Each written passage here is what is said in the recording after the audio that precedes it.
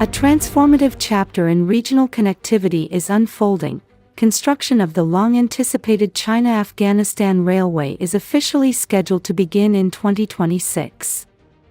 Once operational, this high-speed trade route will connect Afghanistan's rich mineral resources directly to China's Xinjiang region in just 10 hours, bypassing maritime choke points like the Strait of Malacca entirely and slashing transport costs by up to 40%. Welcome to today's video. If you're new here or haven't subscribed yet, make sure to click that button so you never miss a key update on global affairs. While the United States spent 2 decades and over $2 trillion trying, and ultimately failing, to stabilize Afghanistan through military force, China has taken a sharply different route: diplomacy and infrastructure. By facilitating peace talks between Afghanistan and Pakistan, China not only helped mend years of regional hostility but also secured development rights to the massive Anak copper mine, a deposit estimated to be worth over $100 billion. This diplomatic breakthrough laid the groundwork for the China-Afghanistan Railway, a game-changing project that is more than just a logistics corridor, it's a geopolitical pivot.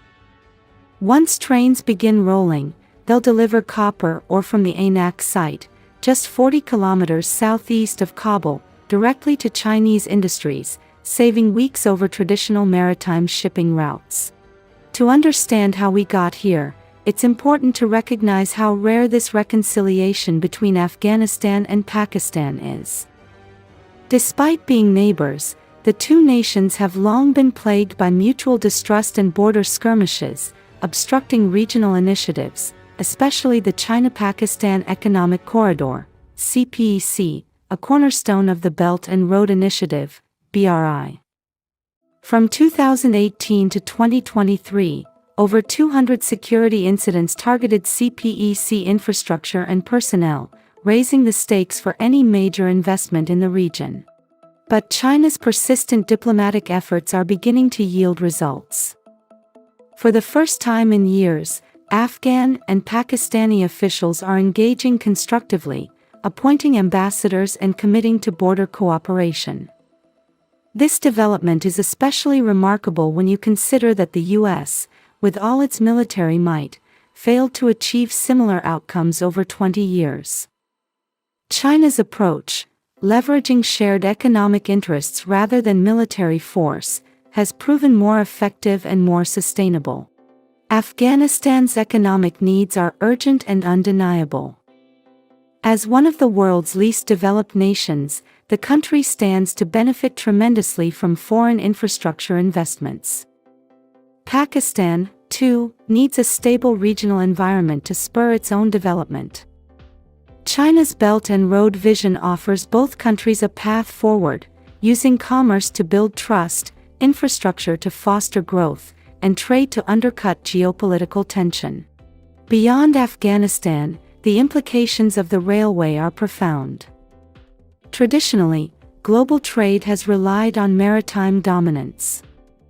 Control of key sea lanes like the Strait of Malacca and the Suez Canal has long equated to control over global commerce, a reality the U.S. Navy has leveraged to maintain geopolitical superiority. But that paradigm is shifting. Land-based trade is gaining momentum, especially across the vast Eurasian continent. Since the launch of the first China-Europe freight train in 2011, over 77,000 trains have crossed the continent, transporting more than 7 million TEUs of cargo. These trains cut delivery times by more than 60% compared to sea freight. Though not yet as cheap as maritime shipping, land routes are far more reliable and significantly less expensive than air freight. And unlike maritime channels, which can be blocked by natural disasters or political instability, think Suez Canal obstructions or tensions in the Strait of Hormuz, land routes are less vulnerable, as long as regional cooperation holds. This shift isn't just about logistics. It's about reshaping the energy and security architecture of Asia. China, now the world's largest energy consumer since overtaking the US in 2010, remains heavily dependent on Middle Eastern oil, roughly 80% of which travels through the Malacca Strait. This dependence on vulnerable sea lanes has long been recognized as a strategic weakness. The proposed railway, however, offers an alternative. It opens a direct land corridor from Iran, Afghanistan, and Central Asia into Western China. Iran, which holds the world's third-largest proven oil reserves, approximately 18.67 billion tons, is poised to be a critical player in this new overland supply chain. With strong diplomatic ties between China, Iran, and Pakistan, the development of such a corridor is increasingly feasible and likely. Furthermore, this overland strategy creates a powerful trade loop. While China imports vital resources from the Middle East and Central Asia, it exports manufactured goods to the same regions. Many of these resource-rich nations lack industrial capacity and look to China for affordable, high-quality products. This mutual dependency lays the foundation for deeper long-term partnerships. The Anak copper mine exemplifies this potential. Discovered to contain over 11.3 million tons of copper reserves, it is among the largest untapped deposits in the world. In 2008, a consortium led by China Metallurgical Group and Jiangxi Copper secured rights to develop the site with a proposed $4.2 billion investment. However, progress stalled for years due to regime changes and security instability. 17 years later, the groundwork is finally being laid for full-scale development. Once operations begin, the mine is expected to generate approximately 50,000 direct jobs, with many more indirectly created. To put the scale in perspective, in 2023, Afghanistan's GDP was just over $20 billion. The Anak mine alone is worth nearly 5 times that amount. From a logistics perspective, the impact is equally significant. Rail transport from Anak to Kashgar in China will take just 10 hours, 15 days faster than maritime shipping, and at 40% lower cost. For commodities like copper, which underpin much of the global industrial supply chain, these savings could dramatically enhance efficiency and profit margins. But this railway is about far more than copper.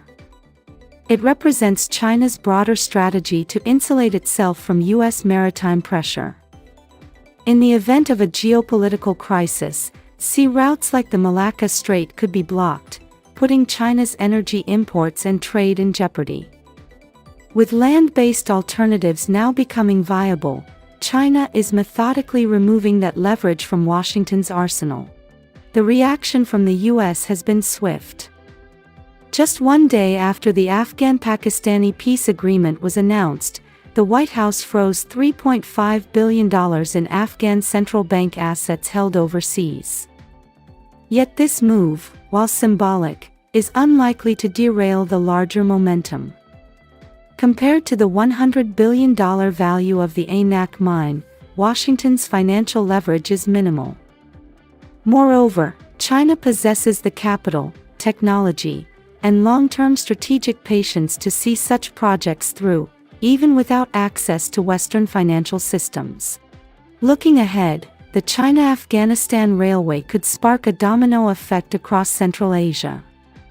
Countries like Kazakhstan, Uzbekistan, and even Russia may be incentivized to deepen overland trade cooperation with China. What's emerging is a vast, integrated Eurasian transport and trade network, with China at its core. As the Belt and Road Initiative continues to expand, the global economic map is being redrawn. China is no longer just a manufacturing powerhouse, it is becoming a central hub in a new model of globalization, one powered by rails, roads, and pipelines rather than aircraft carriers and destroyers. That's it for today's episode. If you found this analysis valuable, don't forget to subscribe and turn on notifications. We'll be diving deeper into these stories every week. See you in the next one.